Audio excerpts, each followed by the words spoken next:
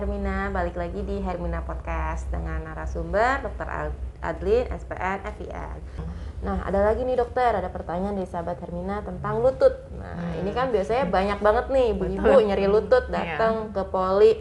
Kenapa Bu nyeri lutut? Katanya gitu. Nah, ada juga katanya abis jongkok terlalu lama lututnya nyeri. Nah, itu sebenarnya kenapa sih dok lutut terlalu nyeri itu?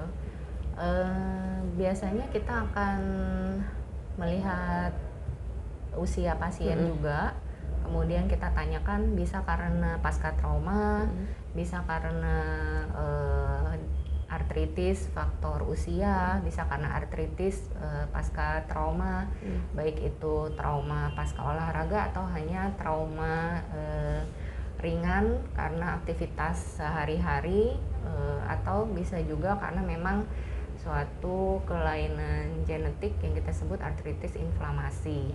Oke gitu, jadi penyebab sakit lutut itu banyak. Nah kalau misalnya udah nyeri nih dok, sebenarnya apa sih yang harus dilakuin?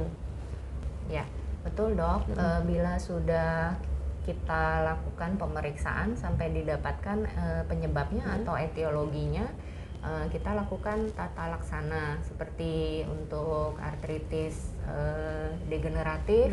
Itu biasanya langsung kita tawarkan tindakan intervensi nyeri yang sifatnya regeneratif pain medicine, karena kita ingin bukan hanya target pengobatannya bukan hanya mengurangi nyeri, tapi dalam jangka panjang kita pengen dia self healing seperti itu.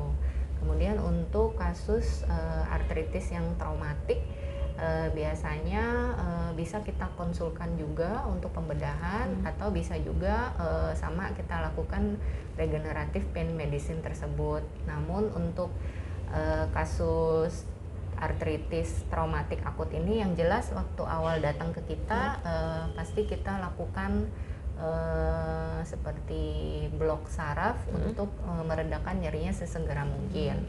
Dan kemudian untuk yang terakhir artritis inflamasi, biasanya sesudah tegak diagnosisnya dok, kita kolaborasi juga dengan ahli reumatologi. Seperti itu. Oke, jadi penyebab lutut itu banyak, dan untuk penata laksanaannya atau obat-obatnya juga beda-beda ya dokter, tergantung dari penyebabnya itu. Oke, ini dok, mungkin selain nyeri lutut, nyeri pinggang, kan banyak nih sendi-sendi nih dok. Nah kira-kira nih untuk makanan, kira-kira apa sih dok makanan yang harus dihindari untuk biar nggak nyeri-nyeri sendi? Betul dok, karena kebanyakan nyeri sendi itu penyebabnya adalah inflamasi atau peradangan. Tentunya kita menghindari semua jenis makanan yang proinflamasi. Seperti yang dokter ketahui kan, proinflamasi nomor 1 sekarang kan sugar, gula.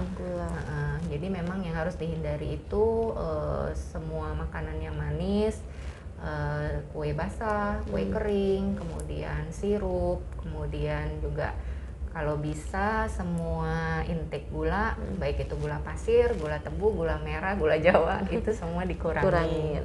Betul, itu yang utama. Kemudian yang kedua, proinflamasi lainnya yaitu makanan yang berpengawet, kemudian makanan yang mengandung penyedap rasa, pewarna, seperti itu. Meskipun kelihatannya sepele, dosisnya hanya kecil-kecil, namun kalau itu dijadikan kebiasaan tentunya dia akan berakumulasi atau menumpuk di tubuh kita.